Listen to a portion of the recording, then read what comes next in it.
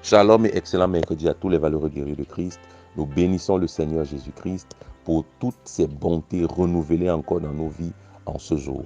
Si Dieu nous permet d'être au pied de sa Seigneurie encore aujourd'hui, c'est parce que Dieu veut que nous puissions expérimenter ses bontés et ses bénédictions. Et nous lui rendons toute la gloire pour cela. Nous servons un Dieu bon, juste, fidèle, et nous servons un Dieu de grâce. Et nous croyons que ce matin, il nous a encore accordé sa grâce pour que nous puissions en profiter. Et dans le cas de prière lumineuse, aujourd'hui, nous voulons continuer avec la grande thématique, la puissance des décisions. Et pour cela, nous continuons avec le verset de Deutéronome, chapitre 30, le verset 19.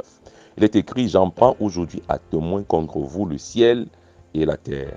J'ai mis devant toi la vie et la mort, la bénédiction et la malédiction. Choisis la vie afin que tu vives, toi et ta postérité. » Bien-aimés dans le Seigneur, nous devons savoir que nos destinées, nos vies ne nous appartiennent pas seules. Nos vies sont connectées à d'autres vies et ces vies ont besoin que nous puissions vivre pour qu'elles aussi puissent vivre. En d'autres termes, si tu choisis de prendre de mauvaises décisions, ces mauvaises décisions ne vont pas que affecter ta vie négativement, mais elles vont également affecter la vie de ton entourage, la vie de ta postérité, la vie de ta famille, la vie de tes amis.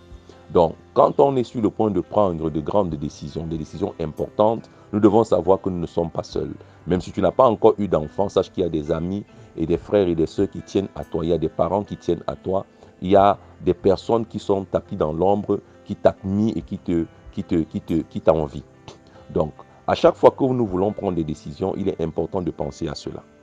Alors, Jésus, dans son amour, va nous dire, « J'ai mis devant toi la vie et la mort, la bénédiction et la malédiction. Mais moi, parce que je veux que tu aies une vie bénie, parce que je veux que tu aies une vie épanouie, je te conseille de choisir la vie. » Bien-aimé dans le Seigneur, les décisions que tu prends peuvent t'introduire dans la vie comme elles peuvent t'introduire dans la mort. Les décisions que tu prends peuvent t'introduire dans la bénédiction comme peuvent t'introduire dans la malédiction. Vous devez donc savoir que la vie étant faite d'étapes, vous devez donc être conscient que chaque étape exige un certain type de décision. Et ces décisions que nous prendrons en fonction des étapes de nos vies peuvent nous conduire soit dans la bénédiction, soit dans la malédiction, soit dans la vie, soit dans la mort. Voilà pourquoi on a eu des enfants qui ont très bien commencé. Quand ils étaient jeunes, ils obéissaient aux parents, ils prenaient de bonnes décisions et on voyait la gloire se pointer à l'horizon. On pouvait dire, cet enfant, quand on le voit aujourd'hui, on sait qu'il va réussir.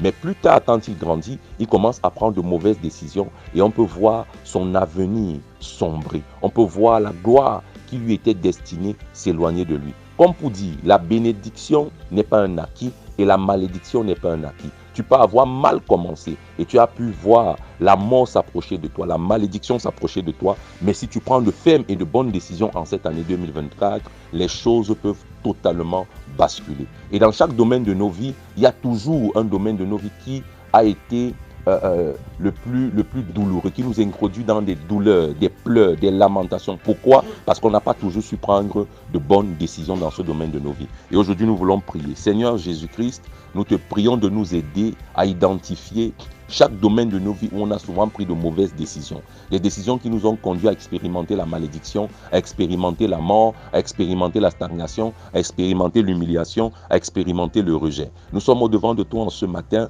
pour te supplier de nous venir en aide. Aide-nous, ô Éternel, à prendre de bonnes décisions pour le compte de cette année 2024. Que la gloire te revienne. C'est dans le nom de Jésus-Christ que nous avons prié. Amen. Tu es hautement béni et que le Saint-Esprit nous conduise. Shalom.